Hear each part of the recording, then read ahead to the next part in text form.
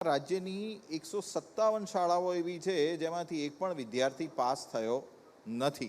તો શું આ પ્રકારનું જે પ્રોપેગેન્ડા કરવામાં આવે છે એમાં કેવા પ્રકારનું તથ્ય એટલે હોય છે? ધોરણ 10માની કે 12માની વાત કરો છો? ના, ધોરણ એટલે એની 10thની. હા, 10thની વાત છે. હા.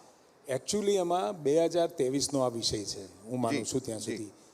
2023ની અંદર રેગ્યુલર જે પરીક્ષા લેવાય અને લેવાતી હતી એમાંથી 64-65% જેવું રિઝલ્ટ હતું. એટલું જ હતું ને? 64-65% જેવું રિઝલ્ટ હતું. હા. અને પછી જે રિપીટર વિદ્યાર્થીઓ છે કે જે એક્ઝામ આપતા હોય ફરીથી, અચ્છા. હા. એ આ આંકડો એનો કદાચ કહેતા હોય.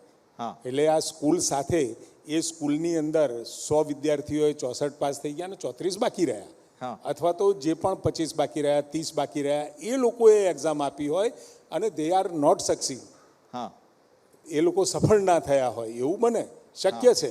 કારણ કે પહેલી પરીક્ષામાં પાસ ના થયા હોય અને બીજીમાં પણ પાસ ના થયા. બરાબર. એટલે પરસેપ્શન મૂકવાનો.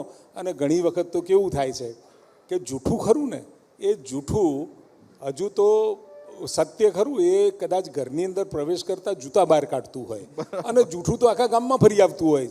એટલે હા, આમનું કામ જ એ છે.